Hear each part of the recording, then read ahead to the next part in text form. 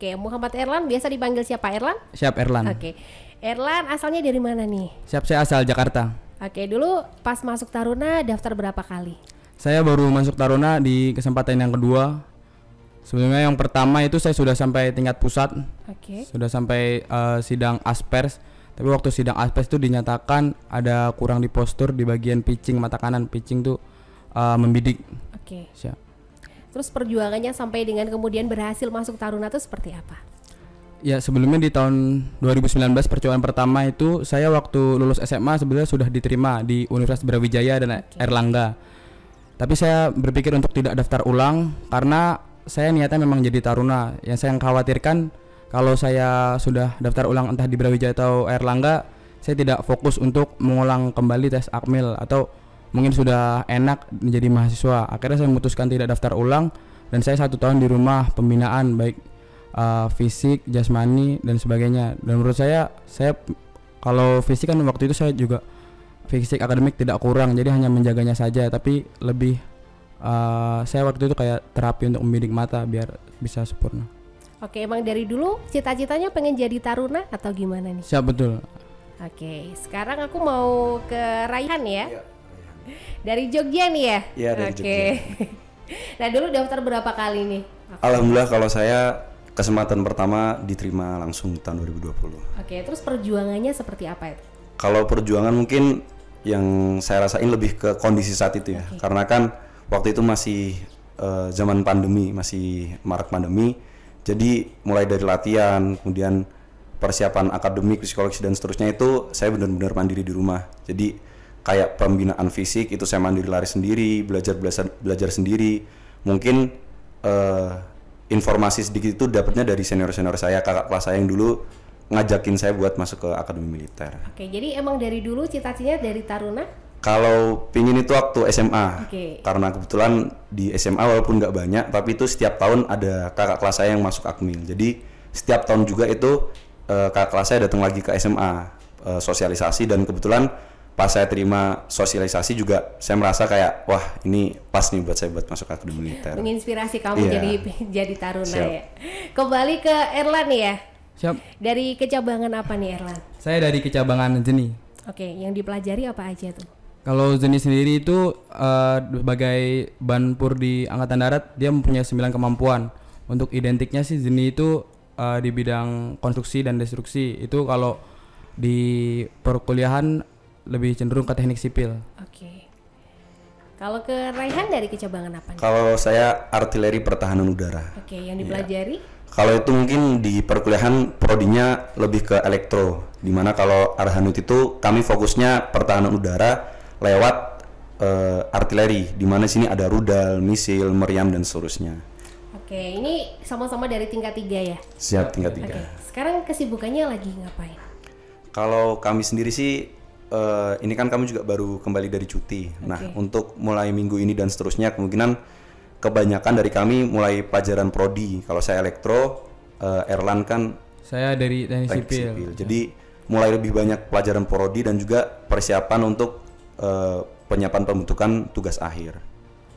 Oke, nah mungkin boleh dibagi ke sahabat Tidar nih ya. Sekarang kalian kan sama-sama tingkat 3.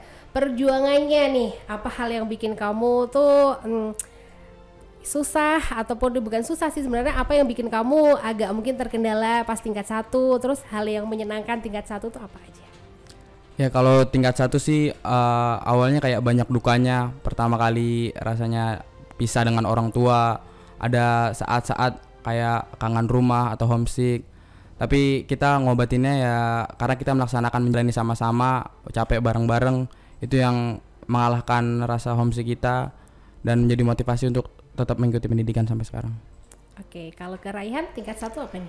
Tingkat 1 nggak jauh beda sih. Apalagi pas tahun kami itu kebetulan belum ada kesempatan buat cuti. Dimana biasanya kan 3 bulan pendidikan awal kami dapat cuti. Nah itu kami baru setelah pendidikan 1 tahun kami baru dapat kesempatan buat cuti. Nah itu gimana caranya kami saling nguatin satu sama lain. Udah besok masih ada kesempatan, pasti bakal ketemu keluarga. Kapanpun pasti ada yang nemenin kok dari teman-teman Akmil, kayak gitu. Rata-rata kalau tingkat 1 tuh pada kangen keluarga ya.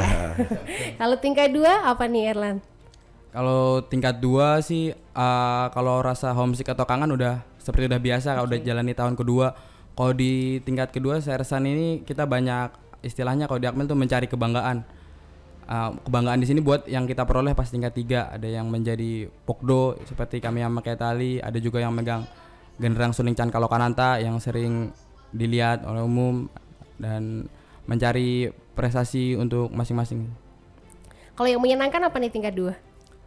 Tingkat 2 yang menyenangkan kegiatan-kegiatan luar kayak OJT atau latihan luar kecabangan, karena kalau latihan luar kan kita nggak di home base, jadi itu kita fokus melaksanakan pendidikan kita nggak bareng senior, jadi kita juga belajarnya enjoy, nggak ada tekanan. Oke. Ryan suka di tingkat 2 apa nih?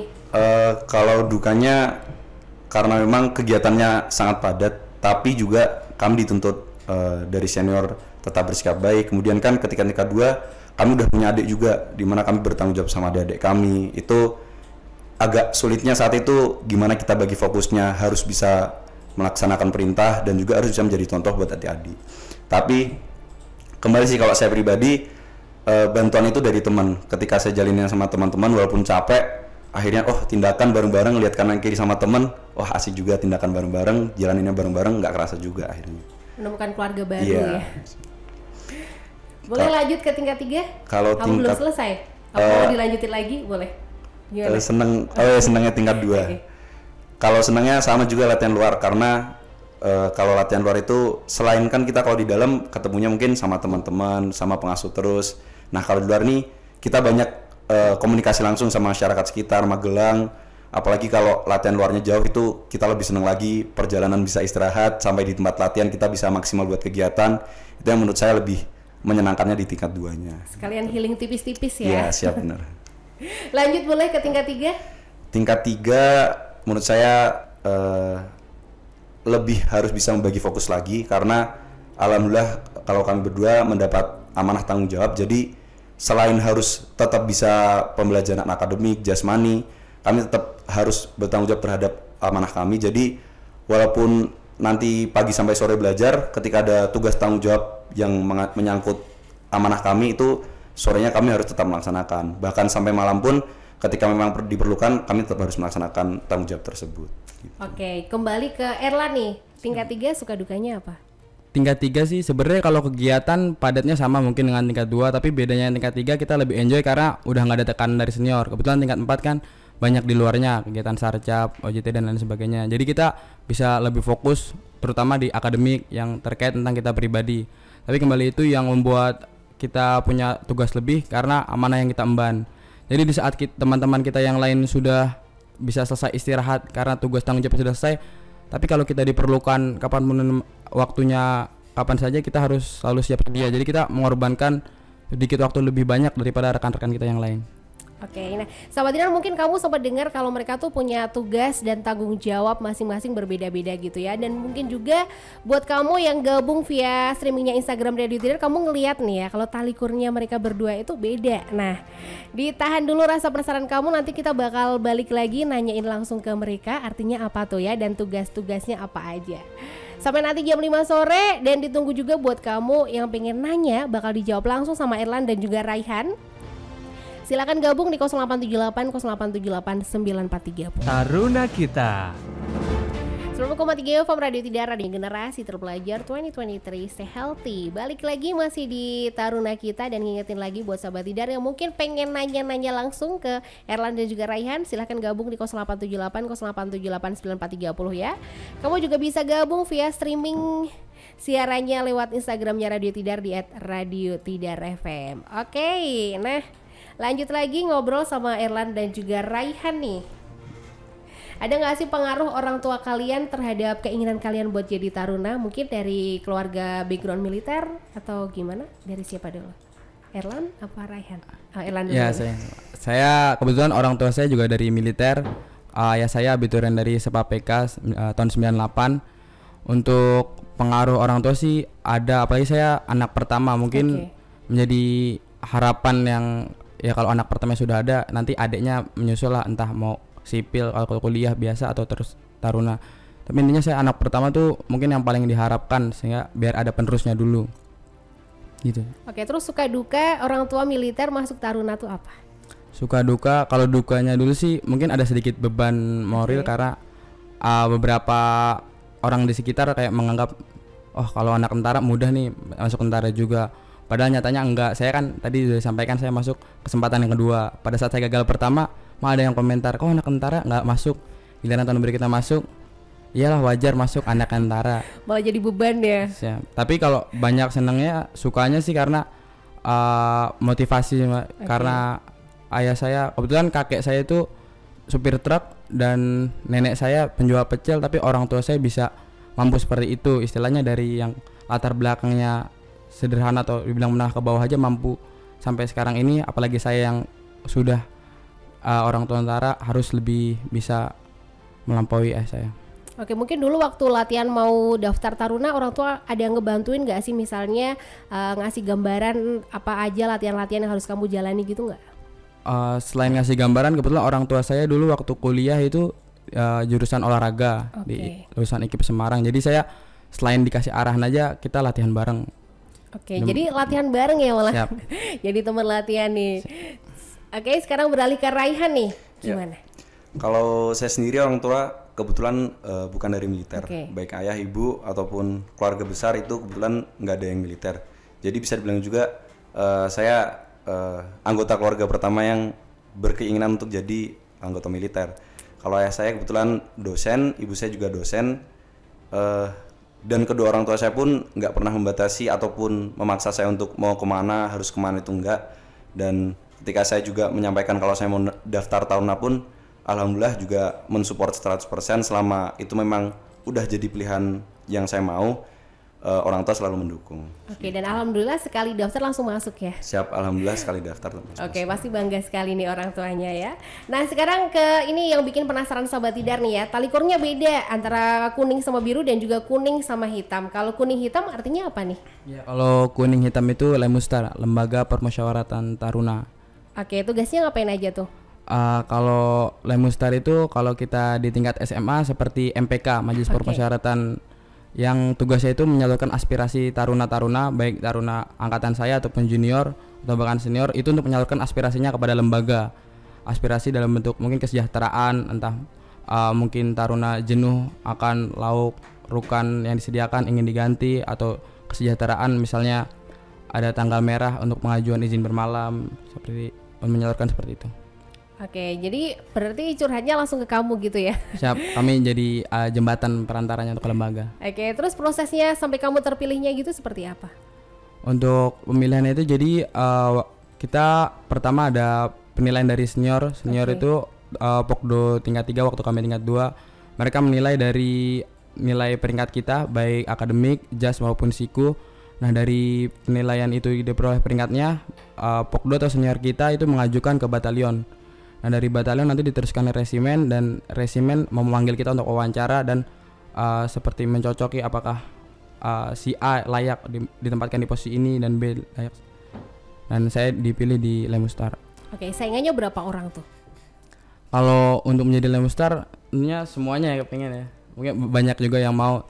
Dan kalau Lemustar ini jadi di satu angkatan ada 6 orang, di kepala Lemustar, sekretariat, dan 4 perwakilan tiap kompi.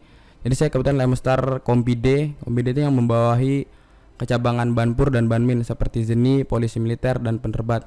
Dan di Kompi D itu kebetulan kalau dilihat dari aspek peringkatnya, yang unggul di atas saya sih masih ada, tapi itu menjadi mengisi jabatan lebih tinggi. Dan setelah itu baru saya. Oke, sekarang ke loker Raihan. Ini tali kurnya kuning biru ya? Artinya apa nih? Kalau ini saya kasih atau kepala seksi. Nah, kebetulan saya kasih 4 itu bidang logistik, di mana kalau Erlan nanti mungkin banyak curhatnya ke Erlan. Nah, misalkan salah satunya perihal makanan di Rukan yang mungkin kurang pas atau kurang gimana-gimana.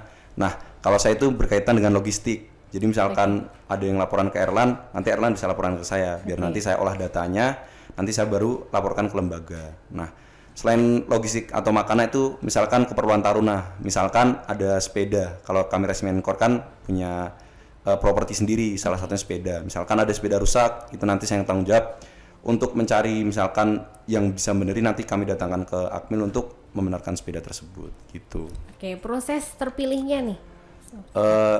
Nggak jauh beda sama Erlan juga karena kan kalau pemilihan Pokdo atau yang jabatan itu dipilih dalam satu kali pemilihan. Jadi mulai dari ranking dilihat, kemudian jasmani, sikap perilaku, kemudian penilaian dari senior juga, itu waktunya bersamaan sama kayak Erlan juga. Nanti ketika udah ada nama-namanya, kemudian kami dipilih, kemudian diajukan dan akhirnya diwawancara, itu satu waktu. Baru nanti di akhirnya ada semacam penilaian akhir juga dari termasuk Gubernur Akademi Militer, itu melihat langsung gimana sih orang-orangnya bener nggak nih sama kriteria yang dibutuhkan dan sesuai nggak sama yang diharapkan, kayak gitu. Oke, kalau Ryan membawahi apa aja nih? Kalau saya itu istilahnya secara umum, jadi saya yang menyebatati Resimen Kor Taruna langsung secara umum kepada lembaga Resimen Taruna Akademi Militer gitu. Jadi saya nggak, kalau Erlan kan Lemustar Kompi D, jadi dia membawahi Kompi D. Kalau saya kasih 4 logistik Resimen Kor Taruna, jadi saya membawahi secara umum Resimen Kor Taruna itu sendiri. Jadi istilahnya lebih besar lah lingkup yang saya pegang kayak gitu. Oke, mungkin sebelum balik mungkin bakal jawabin pertanyaan yang masuk via WhatsApp nih ya. Mau sekali lagi nanya nih, sekarang lagi sibuk ngapain di tingkat 3?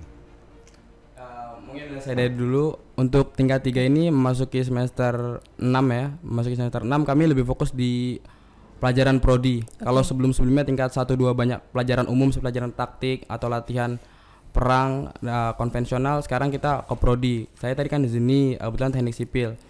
Jadi minggu-minggu ini saya banyak berkutik di masalah konstruksi bangunan.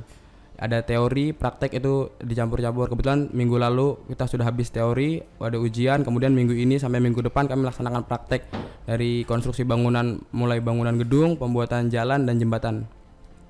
Oke, kalau Raihan? Buat pelajaran prodi mungkin saya berbeda. Kalau Erlan kan teknik sipil, kalau saya teknik elektro. Kegiatannya sama, pelajaran teori, kemudian praktek, telekomunikasi, antena dan seterusnya. Nah, kalau dari saya sih di tingkat 3 ini yang menurut saya hal baru selain saya fokus belajar, itu tadi yang saya sampaikan, saya punya tanggung jawab.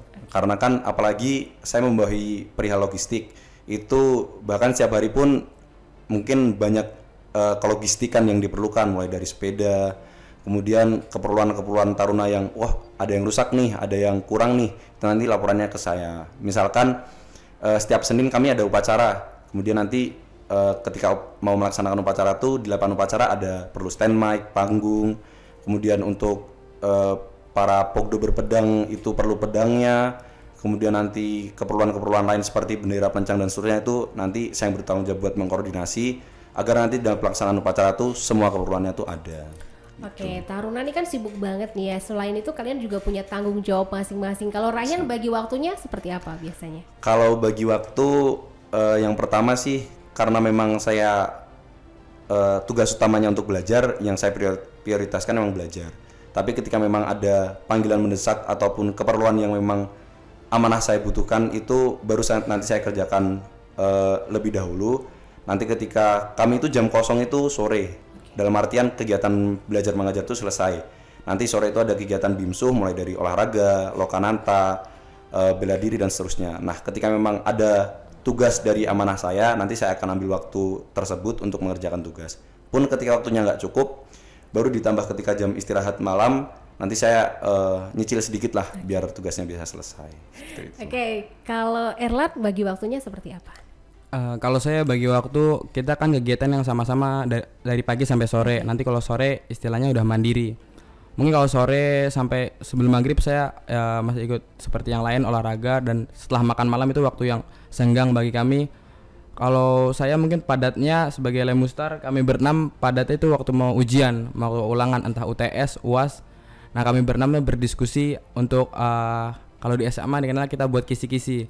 Jadi kita menyebarkan atau memberitahu ke rekan-rekan yang lain untuk agar nantinya saat pelaksanaan ujian bisa melaksanakan yang maksimal. Dan untuk adik-adik kami yang tingkat 2 yang ada kesulitan khususnya di bidang akademik juga bisa konsultasi kami, atau kalau mereka sungkan kita yang menyebut langsung. Misalnya dia ragu untuk bertanya, kita menanyakan mereka ada kendala di masalah apa, dan kita berenam sebagai Lemustar membantu. Oke, berarti banyak nih ya yang curhat ke Erlan. banyak Ada yang curhat selain soal di dalam nggak? banyak aspirasi ya, kalau mau minta kesejahteraan atau tentang akademik aja sih umumnya seperti itu. Oke, nggak ada yang curhat masalah pribadi juga nih ya? Belum kali ya. Oke, sudah banyak banget nih yang nanya di 0878 0878 9430.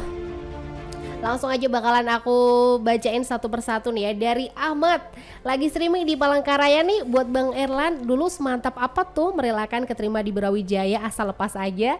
Kita yang SBMPTN berharap masuk gagal mulu nih. Sukses ya Bang. Ya, makasih sebelumnya atas pertanyaannya. Sebenarnya ya mau seleksi kuliah entah lewat mandiri atau UTBK emang perlu perjuangan juga. Jadi saya juga saya nggak les sih, tapi kayak belajar mandiri. Tapi karena memang dasarnya kemauan mau jadi taruna, yang saya khawatirkan kalau saya kuliah saya tidak fokus lagi untuk mengulang di tahun berikutnya. Jadi mau tidak mau saya mengorbankan salah satu untuk cita-cita saya yang sudah lama saya inginkan. Semoga sama-sama sukses. Aman. Selanjutnya dari Fahar di Mertoyudan ya. Tumben taruna molor pada kemana nih? Tadi yang disampaikan Erlan juga kan kita lagi fokus pelajaran prodi. Jadi kalau saya baru selesai pelajaran kelas. Nah, kalau Erlan tadi juga baru selesai pelajaran praktek. Oke, selanjutnya dari Agustinus. Kak Luna tanya dong, mereka ada background militer nggak orang tuanya? Bener nggak sih di Akmil tuh kebanyakan taruna dari kalangan keluarga militer? Semoga dijawab. Kalau keluarga militer ada atau enggak, saya bilang ada, pasti ada. Tapi kalau mau dibilang banyak pun ya 50-50 lah. Kebetulan Erlan backgroundnya militer, saya kebetulan backgroundnya enggak. Dan menurut saya pribadi juga background militer itu nggak akan berpengaruh terhadap kitanya juga. Tinggal gimana kitanya menjalani pendidikan, tinggal gimana kitanya mau usaha dengan diri kita sendiri untuk ya bisa mencapai apa yang kita inginkan. Kembali ke pribadi masing-masing. Iya. Oke, jadi cuman rumor nih ya, kalau ada yang bilang waduh anak tentara lebih gampang nih masuknya. Siap, rumor. Saya sudah membuktikannya. Oke. Lanjut nih dari Herman, Cengkareng hadir nih, mantap jadi Lemustar, berarti bisa request menu makan harian ya. Kasih bocoran dong Bang, uang saku taruna berapa? Katanya gede nih. Kalau uang saku tuh sebenarnya ke saya. Jadi kayak kesejahteraan, maksudnya dalam artian anggaran dan seterusnya dalam pengajuan kan butuh angka juga. Nah, itu nanti saya yang bertanggung jawab. Nah, kalau untuk uang saku sendiri itu sekarang kami tingkat 3 per bulan kami uang saku udah 780.000. Oke. Gitu. Ini untuk masing-masing tingkatan, untuk diketahui juga itu bedanya sekitar 60 sampai 70.000. Jadi kalau lebih junior kayak tingkat 1 itu sekitar 650 dan untuk tingkat 4-nya 840. Dan itu menurut kami ya cukup untuk memenuhi kebutuhan sebulan, kebutuhan perlengkapan. Oke, apakah setiap tahun naik itu apa enggak? Setiap tingkat sih, maksudnya kami naik tingkat nanti uang saku kami yang bertambah. Gitu. Oke, berarti kalau mungkin sama-sama di tingkat 1 tahun ini sama tahun kemarin gitu tetap sama ya jumlahnya? Siap, tetap sama. Oke. Lanjut lagi, kali ini dari Bengkulu nih, hadir Kak Luna, aku Benny nih mau nanya dong. Tadi Bang Erlan kan bilang happy tuh ditindak bareng-bareng, ceritain dong penindakan di Akmil tuh kayak apa? Katanya ngeri-ngeri sedap. Enggak sih, sebenarnya konteks yang dimaksud tadi maksudnya tindakan dalam artian pembinaan fisik. Jadi kan tindakan di sini yang kami maksud tuh pembinaan fisik di mana ya nantinya juga buat diri kami sendiri, fisik kami sendiri. Meningkatkan kemampuan fisik gitu. Siap. Jadi kayak yang kami maksud misalkan udah capek nih kegiatan seharian sampai sore. Nah, kami kalau di malam karena misalkan ada teguran dan lain sebagainya, biasanya ada tambah binsik malam, misalkan seperti lari bawa ransel, bawa senjata dan seterusnya, di mana kan itu juga dilakukan biasanya juga tidak sebentar. Nah, itu yang kami maksudkan tindakan rame-rame. Oh, saya lari nih rame-rame, tapi lihat kanan kiri sama teman-teman, bisa kok lewat gitu. Lanjut dari Dega, ternyata hadir nih, tanya Bang, kecabangan Zeni dan Arhanud apakah sesuai dengan idaman Abang? Bisa nggak Taruna ganti kecabangan atau udah pakem? Kalau kayak pribadi, jadi untuk pemerolehan kecabangan selain melewati seleksi psikologi, memang ada ngisi sosiometri. Dan kebetulan saya dulu pertama mengisi sosiometri memang Zeni.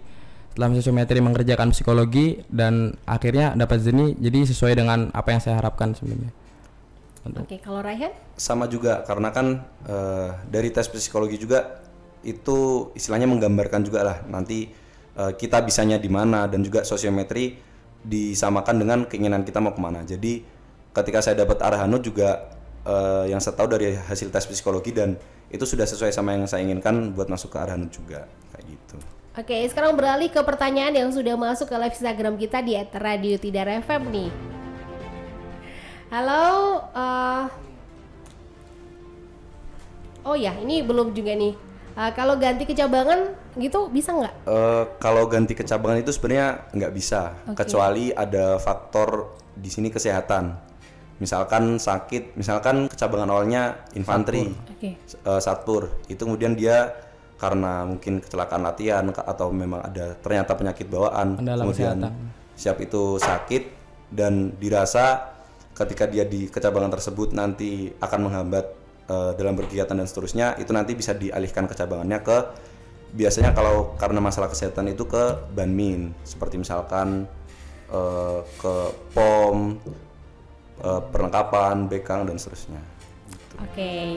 Sekarang yang dari Instagram nih ya, ada @meritaanya nih. Abang-abang tanya dong, parfum yang suka dipakai taruna tuh apa sih? Kayak kembar dan khas gitu. Kalau untuk penyamaan parfum mungkin waktu tingkat 1 dan tingkat 2. Jadi kita memang dari tingkat 1 sudah diperkenankan, dan itu biasanya ditentukan oleh senior-senior kita. Tingkat 1 jadi misalnya wangi-wangian buah atau ya umumnya buah sih. Jadi kalau untuk tingkat 1 tingkat 2 biasanya memang khas ragam untuk satu lighting, tapi kalau udah tingkat 3 tingkat 4 bebas. Udah pribadi masing-masing. Iya, jadi kalau mungkin tadi dibilangnya baunya khas. Mungkin kalau yang saya tangkap yang tanya ini datangnya waktu ada Lokananta. Kalau Lokananta kan emang gitu ya. Baunya tuh sama semua dari depan sampai belakang, itu bau parfumnya parfum melati kalau sekarang. Jadi ya bisa dibilang dari depan sampai belakang ya harumnya harum melati semua. Gitu. Oke, Merita, mungkin bisa kamu abisin langsung beli parfum biar bau taruna ya. Lanjut dari Ramabas 12 nih, kasih tip dong Bang biar tes fisiknya lolos. Seperti apa? Kalau saya pribadi ya, itu dulu fisik saya mungkin nggak sebagus saya sekarang di Akademi Militer. Jadi yang pertama sih karena jasmani itu memang perlu, dalam persiapannya itu yang penting rutin.